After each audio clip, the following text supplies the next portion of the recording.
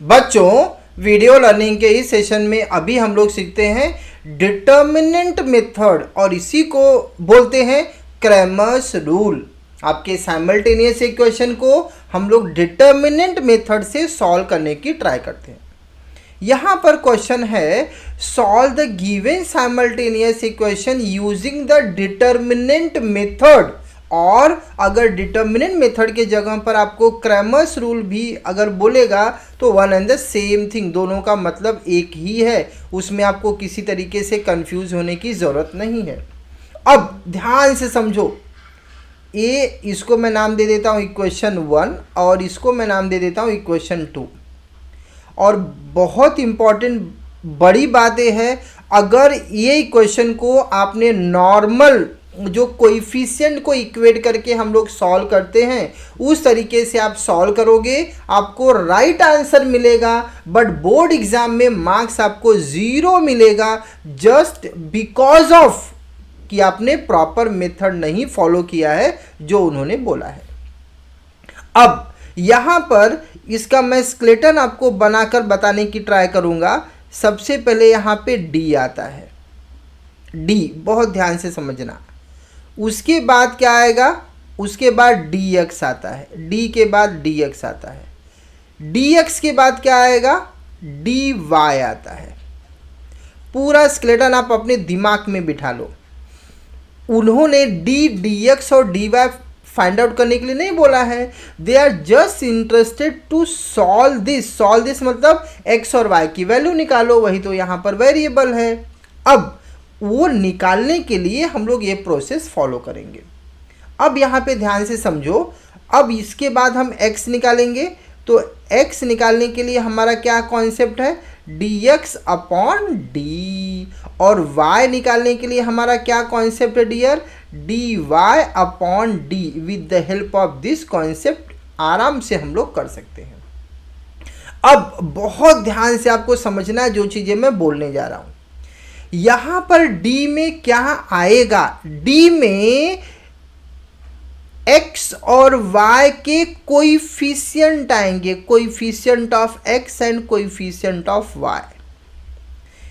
यहाँ पर x और y का कोएफिशिएंट आएगा, ये हो गया 4 और ये हो गया 3।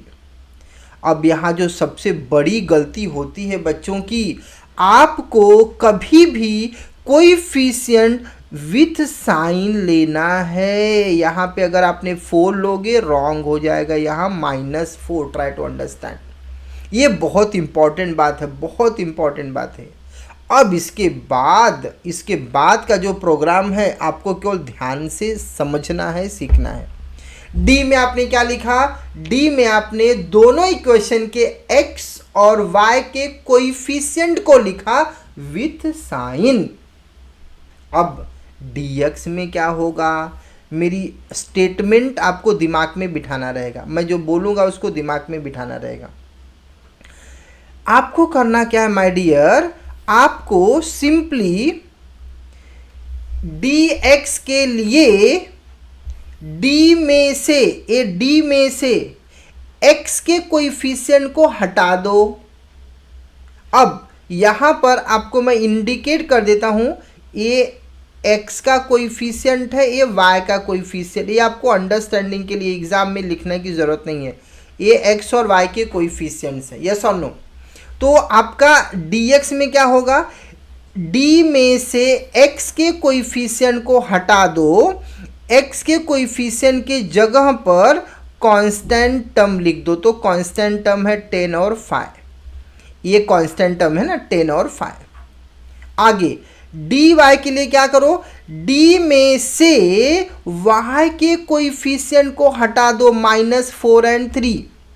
y के कोएफिशिएंट को हटा दो, वहां पर कांस्टेंट टर्म लिख दो, ये हो गया 10 5। ये बहुत इंपॉर्टेंट, अगर ये आपके दिमाग में बैठ गया तो आराम से कर लोगे। अब इसके बाद क्या करना है, इसके बाद तो सेम चीज़ें कॉपी करना है। जो बचा है, क्या बचा है, यहाँ पर dx के लिए आपने d में से x के कोएफिशिएंट को हटाया, मतलब 3 4 हटाया, उसके जगह पर आपने कांस्टेंट टर्म लिखा, बाकी का जो बचा है उसको एज इट इज़ लिख दो, कोई प्रॉब्लम नहीं है। डी में से y के लिए डी में से y के कोएफिशिएंट को हटाया तो x का कोएफिशिएंट बचा है, उसको एज इट इज लिख दो। होप यहाँ तक आपको बहुत अच्छे से समझा है। अब क्या करना है, अब आप फटाफट सॉल्विंग कर दो जैसे अपने को सॉल्विंग करना है। तो ये दोनों का मल्टीप्लाई करोगे, 3 3 जा 9। अगर आपने इसके पहले डिटर्मिनेंट की बेसिक वीडियो नहीं देखा है तो उसको आप देख लो। माइनस ऑफ 4 4 जा विच इज़ नथिंग बट 16। तो ये क्या हो गया बच्चे, 9 plus 16 which is nothing but 25। इसको आराम से रखना है, बहुत संभाल के रखना है। अब इसको हम लोग सॉल्व करेंगे। dx इसका इसके साथ मल्टीप्लाई करो, 10 3 जा 30। ध्यान से समझो, 10 3 जा 30 माइनस डिटर्मिनेंट की साइन है एंड 5 4 जा 20। फिर से रिपीट कर रहा हूँ, अगर आपने बेसिक डिटर्मिनेंट सॉल्विंग का वीडियो नहीं देखा है तो पहले उसको आप देख लो, उसके बाद इसको आप सॉल्व करो। ये हो गया 30 plus 20 which is nothing but 50। Last dy के लिए क्या करना है, ये मल्टीप्लाई करो विच इज़ नथिंग बट 5 3 जा 15 हो गया, माइनस डिटर्मिनेंट की साइन है 10 4 जा 40 हो गया, 40। बहुत ध्यान से समझो डियर। अब यहाँ पे अगर ये आप माइनस करोगे तो ये कितना होगा 25, लेकिन 25 किस में होगा, 25 नेगेटिव में होगा क्योंकि माइनस 40 है, 40 इज़ ए बिगर नंबर। अब ये चीज़ों को आपको ध्यान से समझना है, कॉन्सेप्ट बहुत अच्छे से समझ में आ जाना चाहिए। वीडियो आपको थोड़ी सी बड़ी दिखेगी नो डाउट, लेकिन एक बार कॉन्सेप्ट समझ में आ गया तो कोई भी क्वेश्चन आप कर लोगे इस तरीके का, by using the Cramer's rule और by using the determinant method simultaneous equation को आपको सॉल्व करना रहेगा। अब यहाँ पर x निकालना है तो dx कितना है हमारा 50, dx अपॉन d कितना है 25 2 जा 50 आ गया।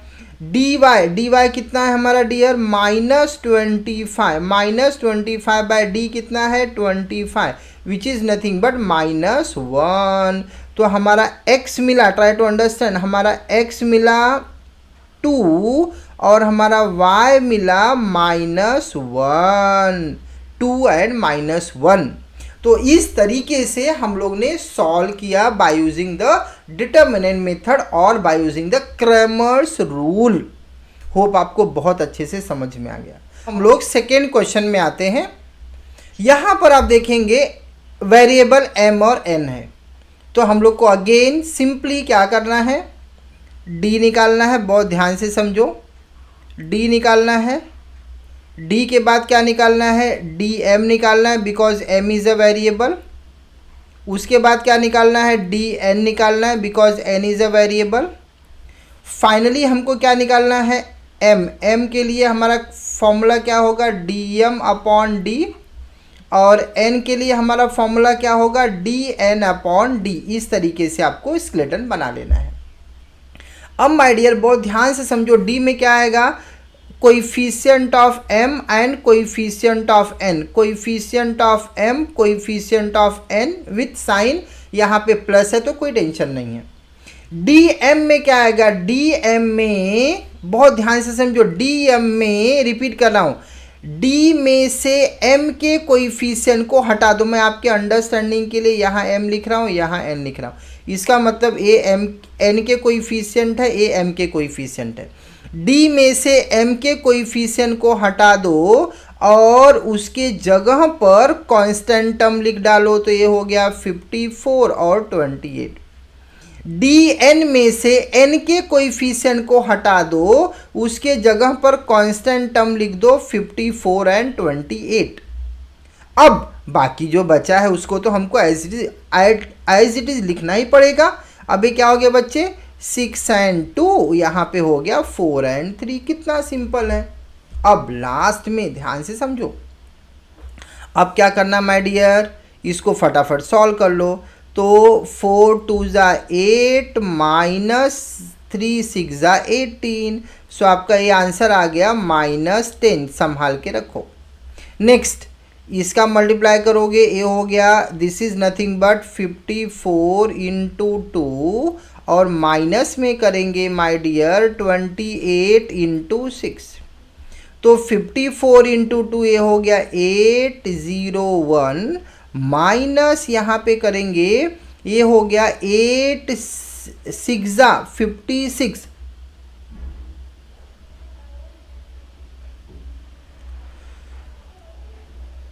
यहाँ पर करेंगे 8 6 48, 48 को 8 कैरी 4, 6 2 12, 12 प्लस 4 16। तो अब अगर ये आप माइनस करोगे तो ये आपको मिलेगा माइनस का 60। आगे इसको सॉल्व करेंगे माय डियर, 4 इंटू 28 करेंगे, माइनस में 3 इंटू 54 करेंगे। Try to understand.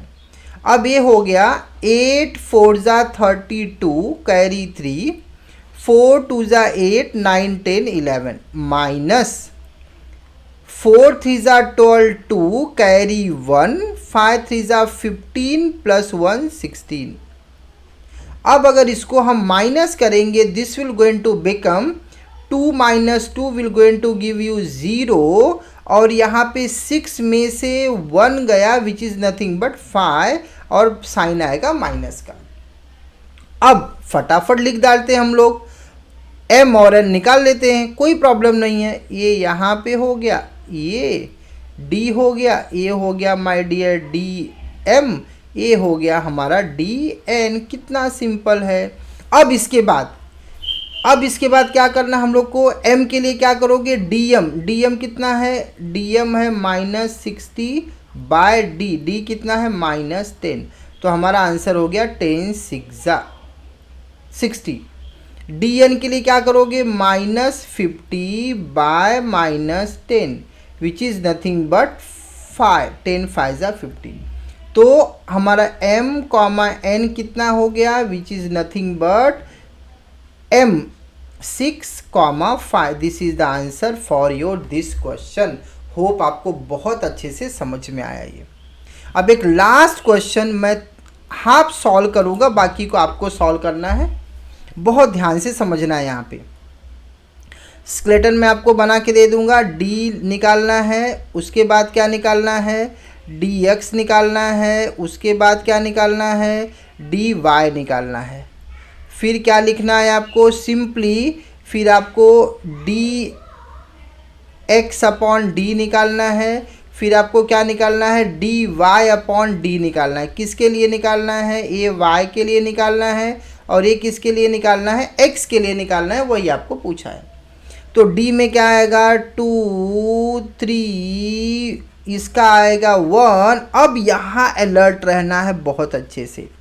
यहाँ पे क्या है, -y/2 को आप ऐसे भी लिख सकते हो ना, -1/2 y, यस और नो। तो यहाँ पर y का कोएफिशिएंट क्या होगा, y का कोएफिशिएंट होगा -1/2। ये चीज़ आपको ध्यान में रखना है। अब उसके बाद हम लोग क्या करेंगे, dx के लिए 2 और 1/2, होप आपको बहुत अच्छे से समझा है। dy के लिए क्या करेंगे, 2 और ये 1/2। अब उसके बाद लास्ट में फटाफट इसको लिख देंगे 3 - 1/2 और ये क्या हो गया, दिस इज 2, 1, दैट्स इट। अब इसको सॉल्व करके easily you can able to find out the value. आपको ये क्वेश्चन कंप्लीट करना है। उसके बाद इससे रिलेटेड जितने भी क्वेश्चंस हैं, try to solve the question. Hope कि आपको कोई भी डाउट नहीं आएगा। फिर भी अगर कुछ डाउट आ रहा है, try to learn from the video. एक बार, 2 बार, 3 बार आप देखो वीडियो को, easily you are going to understand the concept. Thank you.